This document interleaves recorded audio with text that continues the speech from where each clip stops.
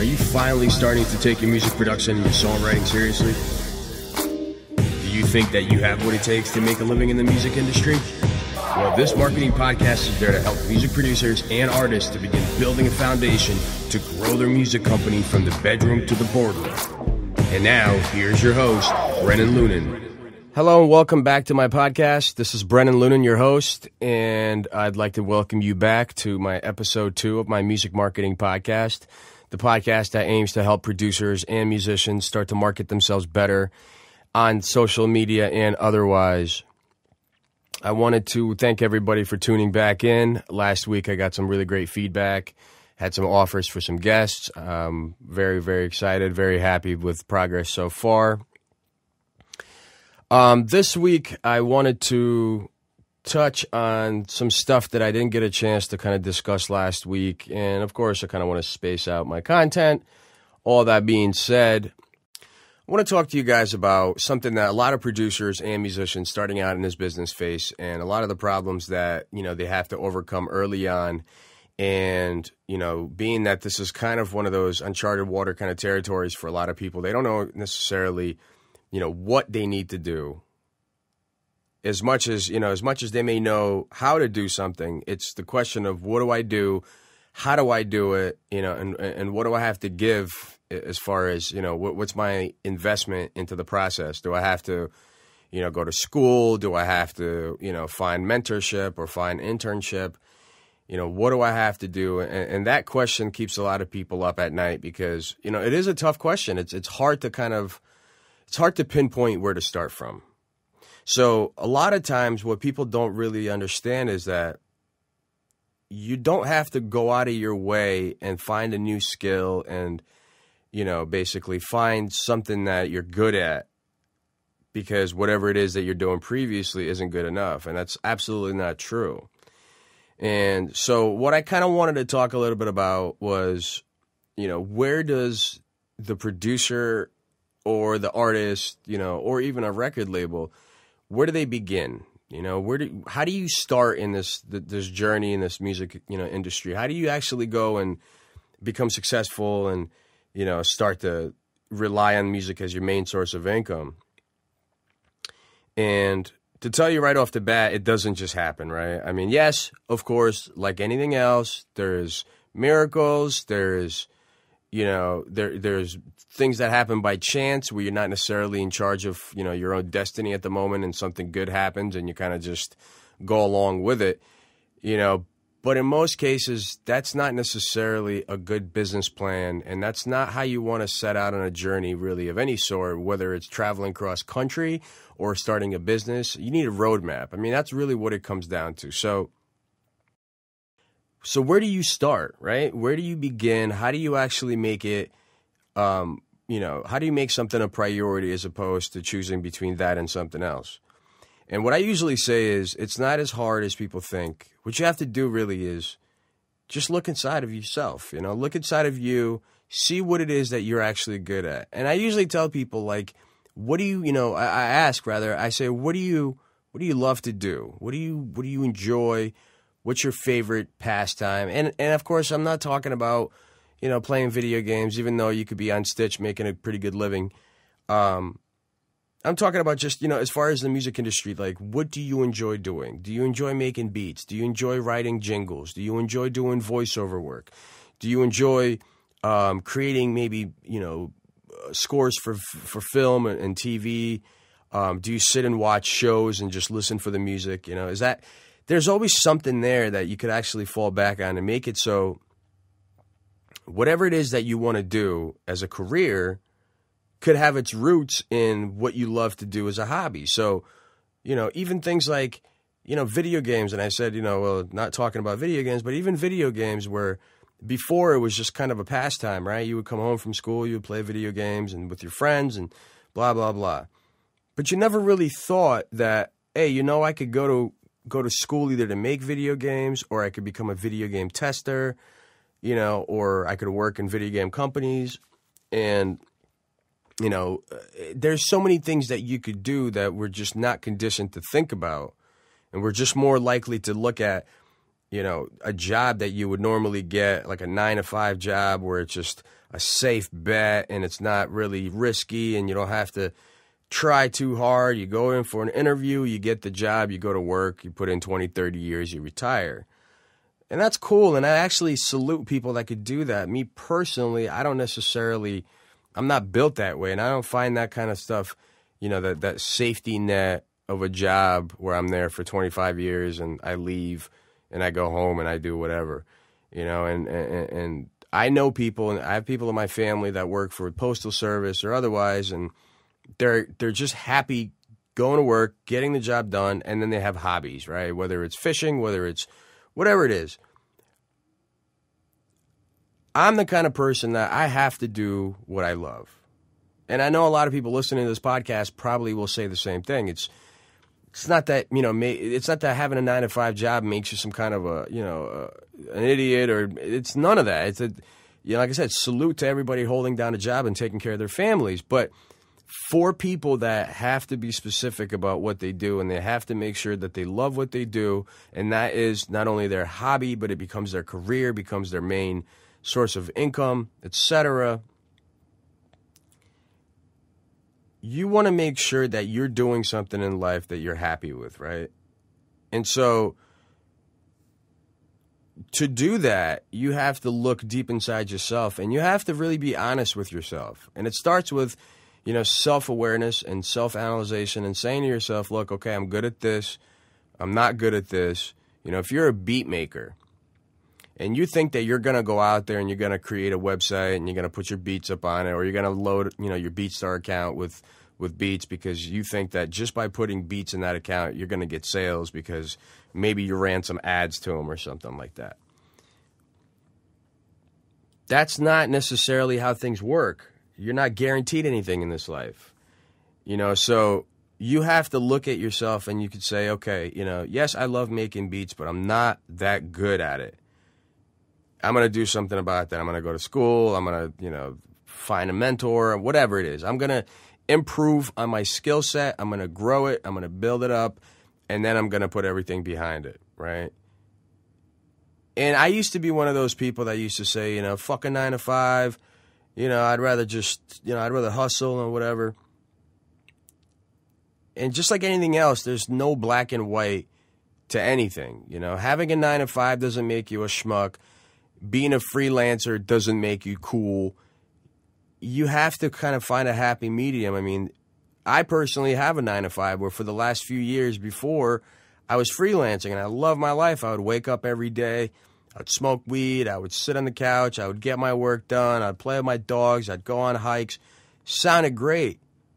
But the times where I would have a problem with finding clients, I was struggling and I was depressed and I hated life, and me and my wife were having problems as far as finances go. And I realized that, it's sure, okay, great. If you're great at freelancing, you could actually pull it off. And I know plenty of people that are. And, it's great. And I respect them. I'm not jealous, or I'm not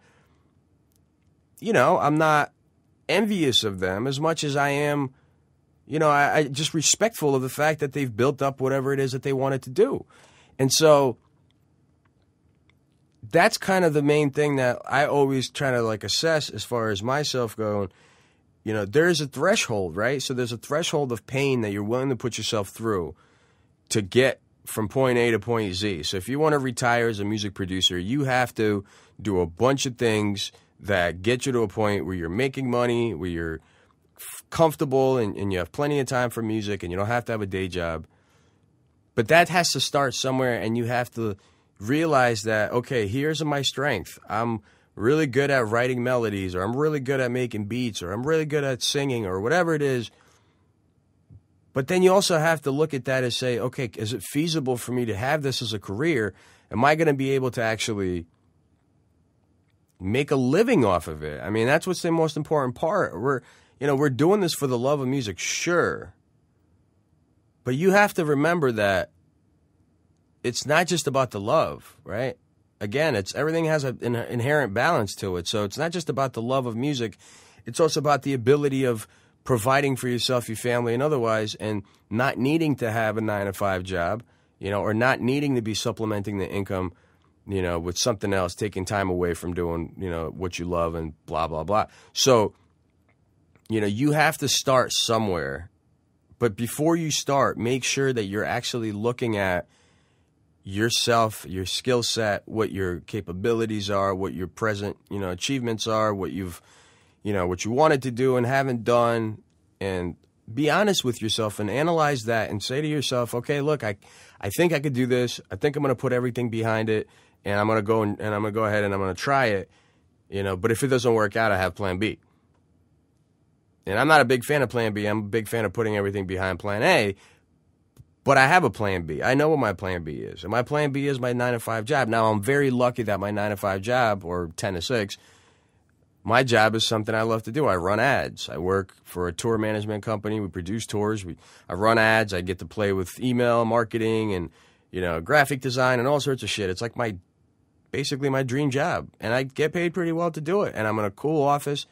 Long story short, I got lucky.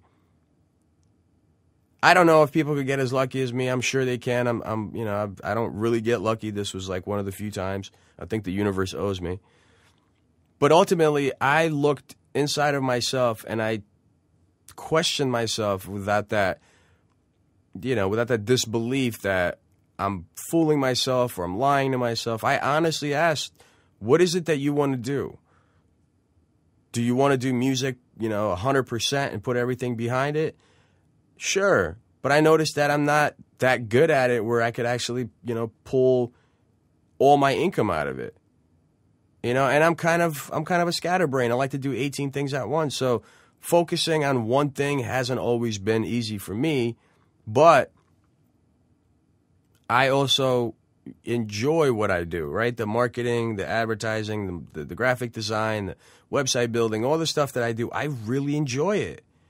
And music is like, instead of being my wife and being all serious and being like, you have to deliver and you have to produce like X amount of tracks and sell them. But now it's just, I come in my studio and I'm happy and I get to make music I want to make. I don't have to work with anybody I don't want to work. I'm not constricted to, any kind of like deals and labels and things like that. I do work with a label, and if I want to submit stuff, I submit. They don't harass me. It's not like a back and forth. So it's fine. I just found a happy medium where I'm happy. Ultimately, for me, it's not about a title and it's not about, status or clout. It's about me being happy, and I really don't care what people think. Not to sound like, of course I care what people think, but I don't care the perception of me as long as I'm happy. Obviously, if I'm doing something bad and I'm hurting people, of course. But as far as me just doing what I need to do and me being happy, and the perception of, of being this entrepreneur or this freelancer or whatever is, that's the cool thing nowadays. I don't care about that. I think that a lot of the gurus, in the marketing world, are kind of lame. Like, they're constantly playing the popularity contest, trying to get as many viewers and listeners. And look, that's what we all trying to do. But you got to make sure that you're happy doing what it is. And it starts with you being honest with yourself and looking at what it is that you're trying to do in life and what it is that you're actually trying to accomplish, and seeing if those dreams and ambitions actually meet and match your skill set. Because I can't play basketball. I'm not a football player. Even if I wanted to be, I probably couldn't. Sure, I could go out there and train, but it's just like you also got to assess where you are in life. I mean, if you got to work so hard to achieve something, and then by the time you achieve it, it's not that cool anymore, or it's not what you thought, is it really worth your time and effort to put all that stuff into it, to get mediocre results? And myself personally, I know 15,000 producers that are better than me in music. Like I even though like my parents used to call me a piano prodigy, and I was like 7 years old playing piano, I still feel like where I shine is kind of like that rounded, the rounded experience that I've gotten between music production, promotion and marketing and advertising and graphic and web design. And it puts me in a really kind of, a really neat position where I can not only provide the services myself, but I could also manage others, and I could help others and run teams, allowing me to actually, outsource the jobs that I don't want to do or can't do or don't have time to do, and understand what it is that the job is. Where a lot of times, a marketing director will be running a company and he won't know, web design necessarily, or he won't know whatever, media, content creation. And I've been blessed to actually pick up a lot of those skills. So even though I may not necessarily be, amazing at production, or, some will say I am, whatever. I'm not here to toot my own horn. But just basically saying that I've realized that my skill set was X, Y, and Z.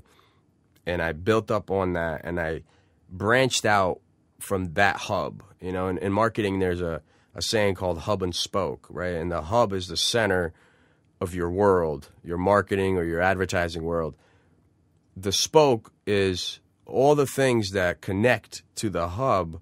Just think of a wheel. They connect to the hub, but they have an outside kind of diameter of, of their own kind of thing. So even though it could be music related, my marketing is still marketing, but it ties back to my music. So that's kind of my thought pattern for all of this. Was when I started out, I wanted to make sure that I was well-rounded.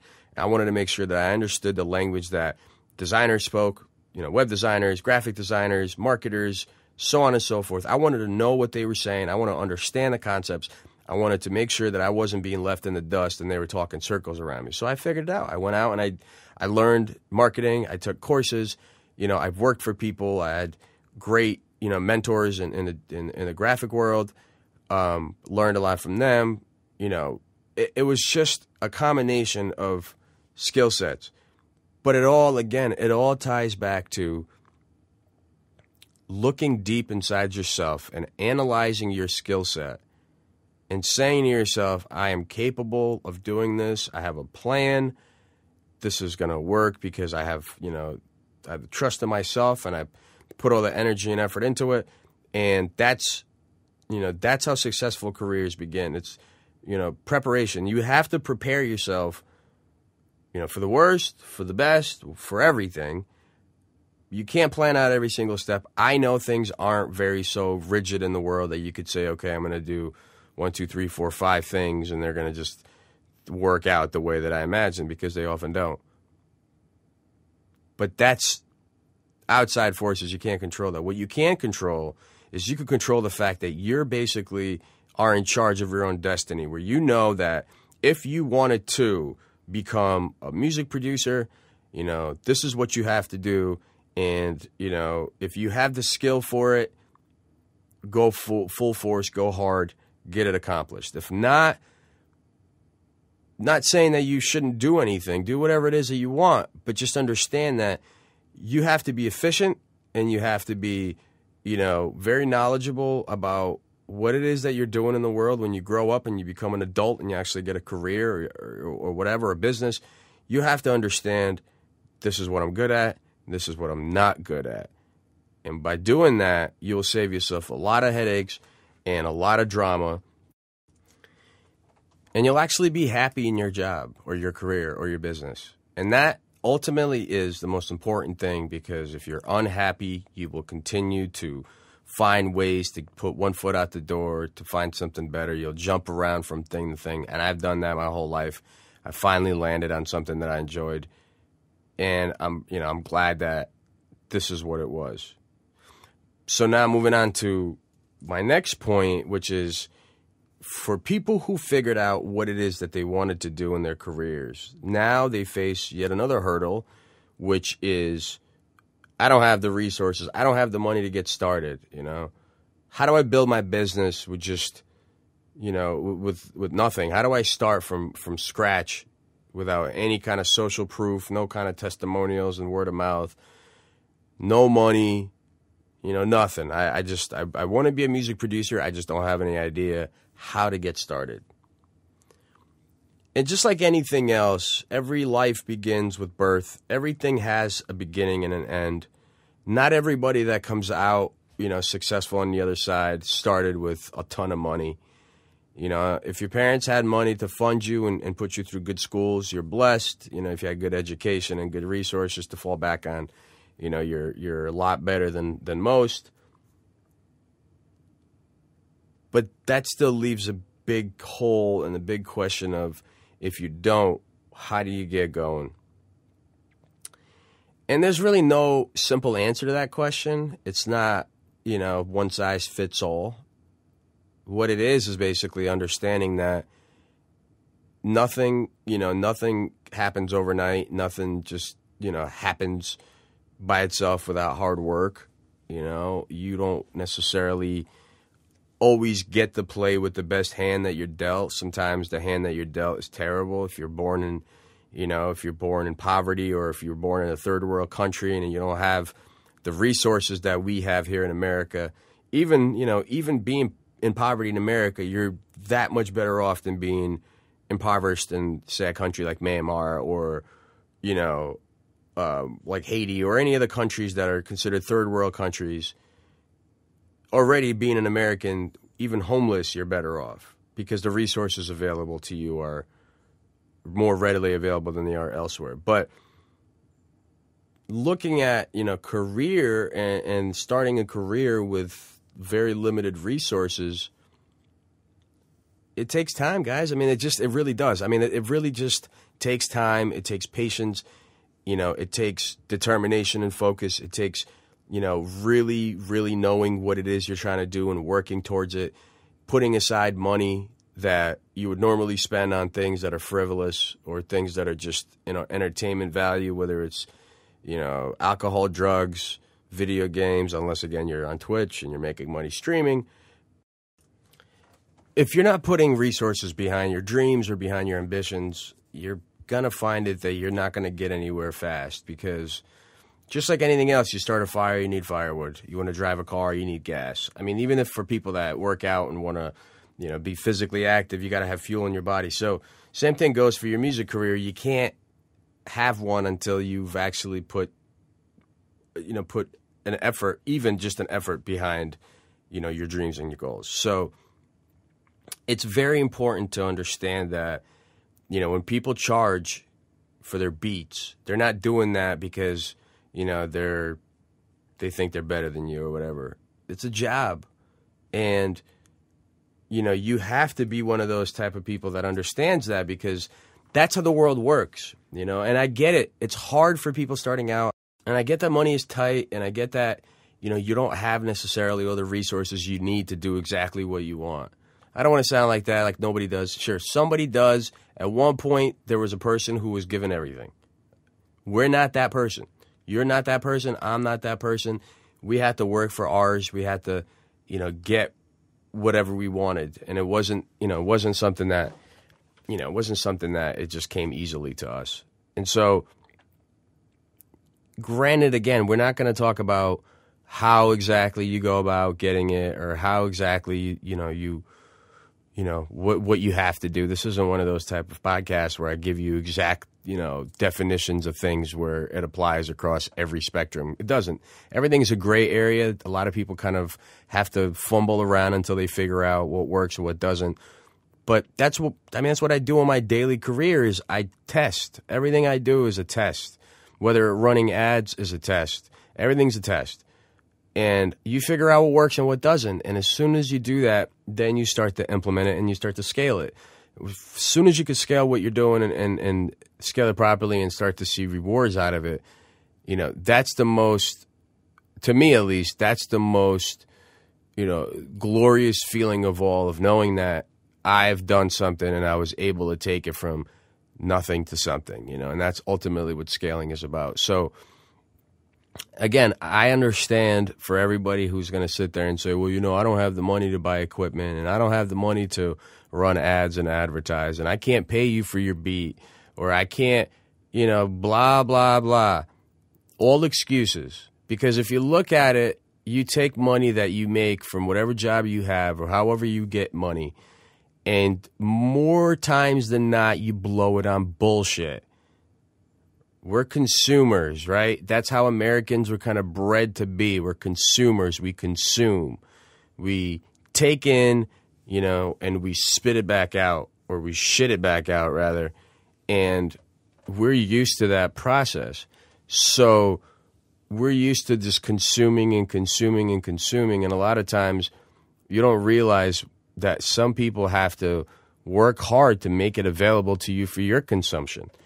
And don't feel like because people are charging you for the beat that, they're not worth it or whatever. A lot of attitude in this industry for people who actually charge for services is very unfounded and is really insulting because, considering, and Jay-Z said something really great, and it was basically, you think I'm going to remain the same after working this hard?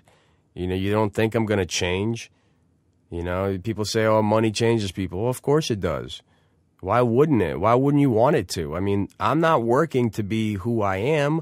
I'm working to be somebody better. I'm hustling to stabilize my finances and get my family a bigger, nicer house or whatever.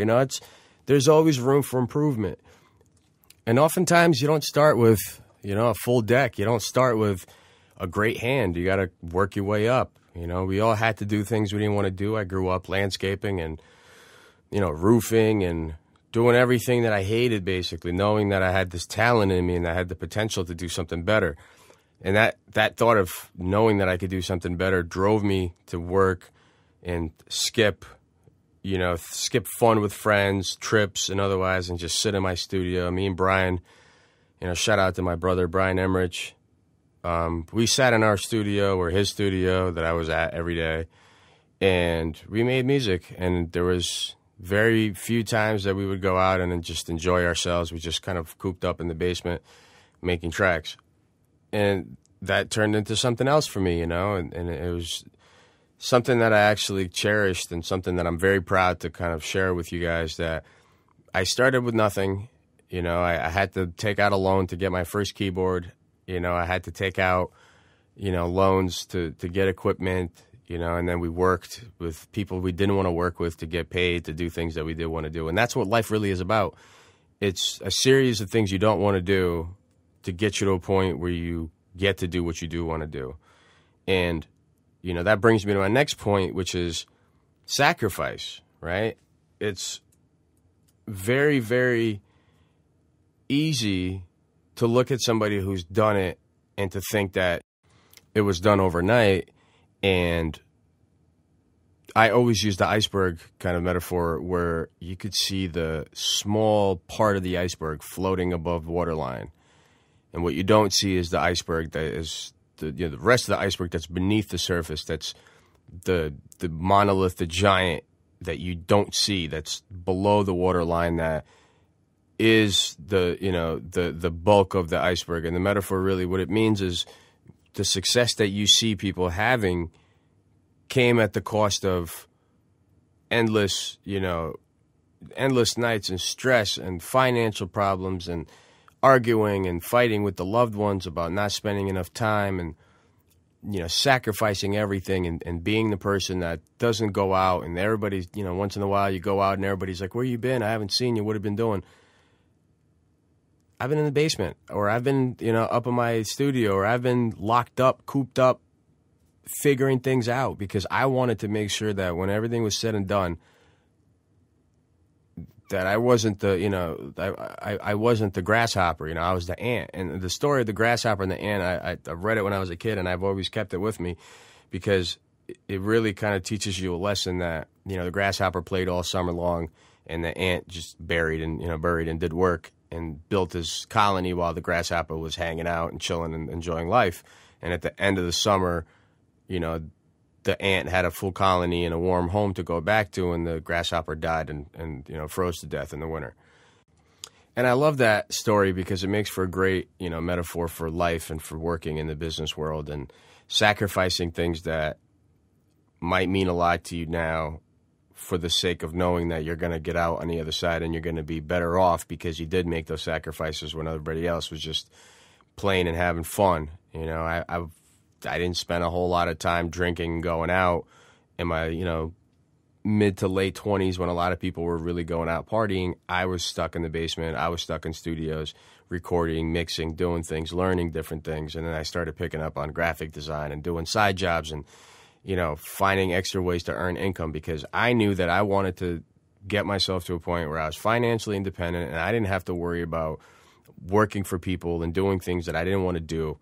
And my sacrifice brought me to a point where I was able to get a job that I love, working with people that I love and care about, and that's the essence of sacrifice. Because, for anybody who's looking for shortcuts, for anybody who's looking for a quick way to just, to earn a living, to make a buck, just realize one thing, that if it's easy, everybody could do it. And if everybody could do it, it's not worth much.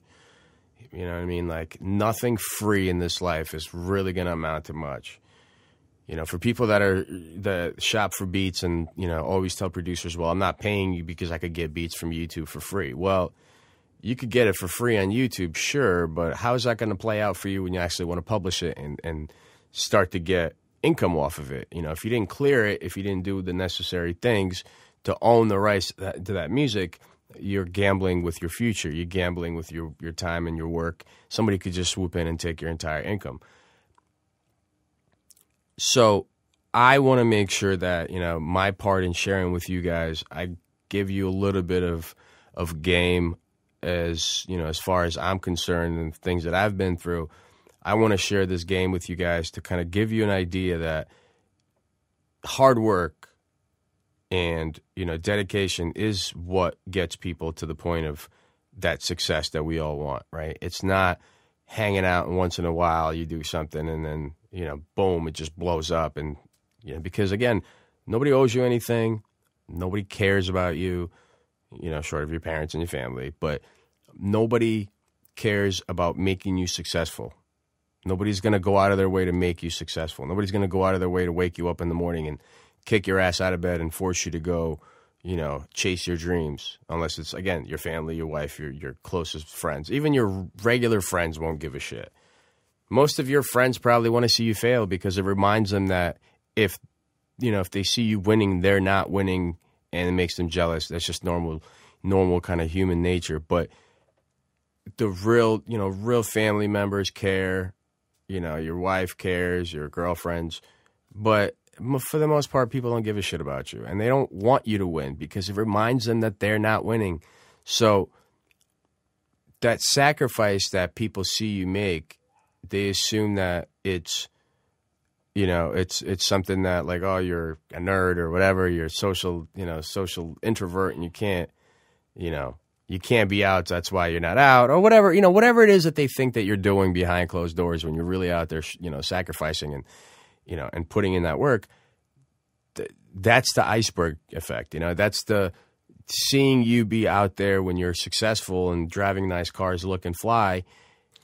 And these are the same people that don't understand the sacrifice that went in to get you to the point where you could actually, drive the cars and do whatever it is that you're doing.